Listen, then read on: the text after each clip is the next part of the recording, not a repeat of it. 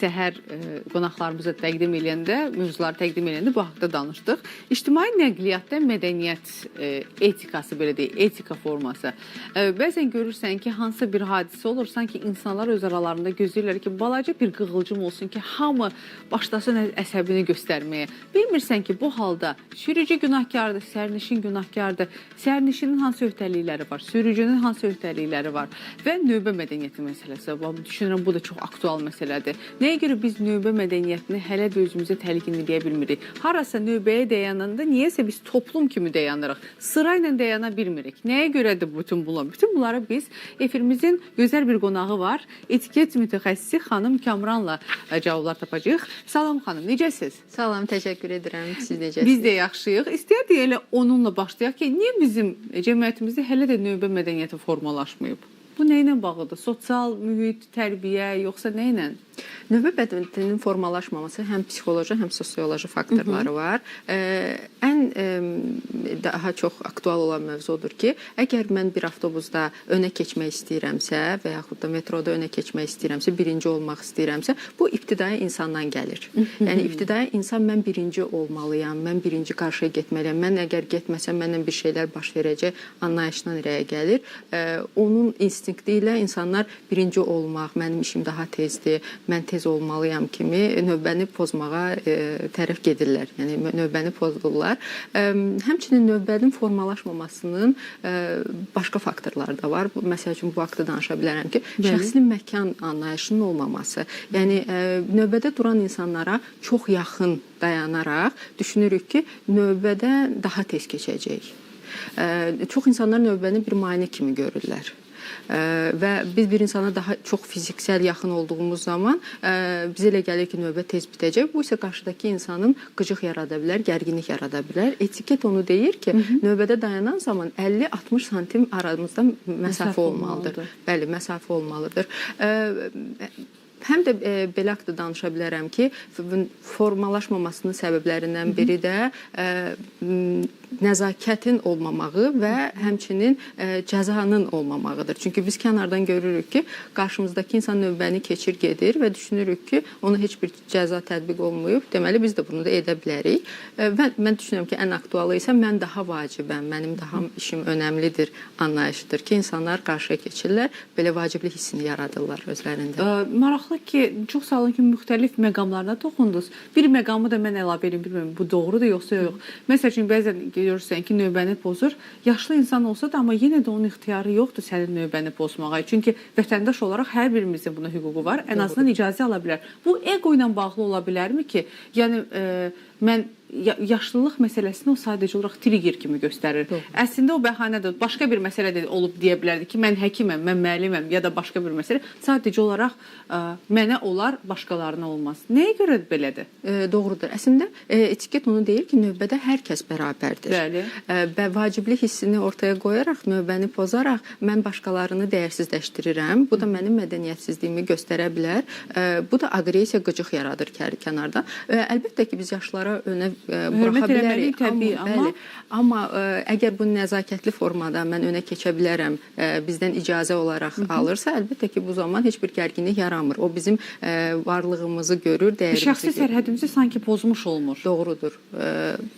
Вы когда-нибудь пробовали сладкий сыр с кофе и соленым арахисом? Звучит неожиданно, да? А вкус такой, что оторваться невозможно. Çox təəssüf ki, bu problemlə tez-tez rastlaşırıq. Bəs ictimai nəqliyyatda ən çox rastlaşdığımız davranış problemləri hansıdır? Məsəl üçün, belə məsələləri görmək olar ki, bilirik ki, Bakubas avtobusları ölkəmizə gələndən, paytaxtımızda fəaliyyətə başlayandan gözəl bir qanun var. Tıxac yaranmasın deyə sən öndən minirsən, arxa çıxışlardan isə çıxa bilirsən. Amma niyəsə bəzən insanlarda o qanunu pozub özünü qəhrəman kimi hiss eləmə sindromunu görürük. Niyə bax belə adi bir, axı qanun tətbiq olundu, sanki biz qanunlar pozmaqdan zövq alırıq. Hardan gəlir bunun kökü?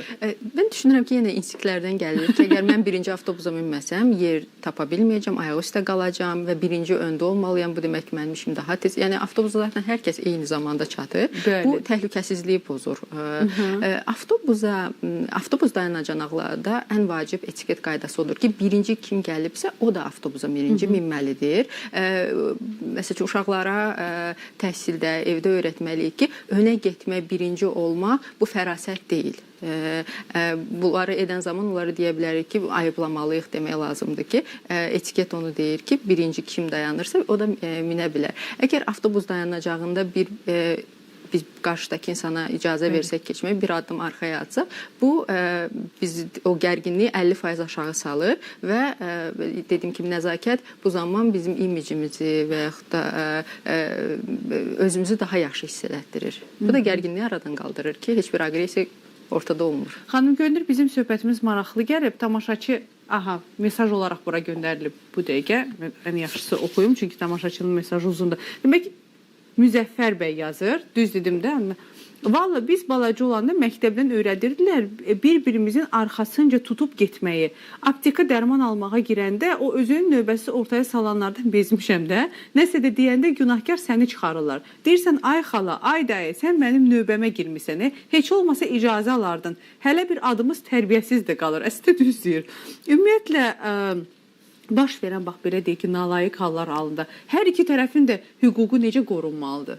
Növbədə hər kəs bərabərdir. Növbəni gözləmək əslində qarşıdakı insanın varlığını görməkdir. Həm də hüquqi baxımdan ona yer verməkdir. Yəni hər kəsin hüququ var ki, növbədə yerini dayansın. Etiket də onu deyir ki, çox maraqlı dincəyimiz dedi ki, biz bir əl məsafəsində hər kəs. Yəni bu 50-60 sm məsafə edir ki, əgər biz şəxsi məkan anlayışından gediriksə, bir insana 50-60 sm qədər yaxınlaşa bilərik ki, onu gərginləşdirməyə, şəxsi alanları pozmayaq. Bəs gündəlik həyatımızda belə bir video rastıma çıxmışdı. Xanım, demək, sosial şəbəkələrdə bir avtobus sürücüsü namaz qılırdı.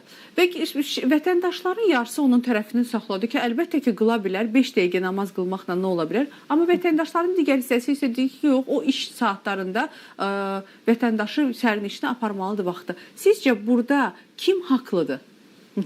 Sərnişin və sürücü anlayışı artıq məsəl üçün ağa və qul anlayışı deyil. Yəni kimsə quldur, kimsə ağasıdır onun. Artıq müasir etiket onu deyir ki, bu münasibətlər artıq peşəkar əməkdaşlıq münasibətlərinə keçibdir. Yəni sərnişin də bir əməkdaşdır, sürücü də bir əməkdaşdır. Bu zaman bir-birimizin zamanı hörmətlə yanaşmalıyıq ki, bu zaman təmzimləyək o məsələni. Bəli, yəni sürücü əslində ev yiyəsidir. Orada əyləşən İnsanlar isə evin qonağıdır.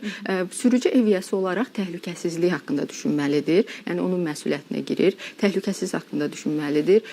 Çox ciddi şəkildə arabanı sürməməlidir. Çünki bu təhlükə yarada bilər. Sonra musiqini, sonra tütün vasitələrindən istifadə etməməlidir sürücü olaraq. Sərnişin olaraq isə biz qonaq olduğumuz üçün sürücüyə uzun-uzadı söhbətlərə girməməliyik.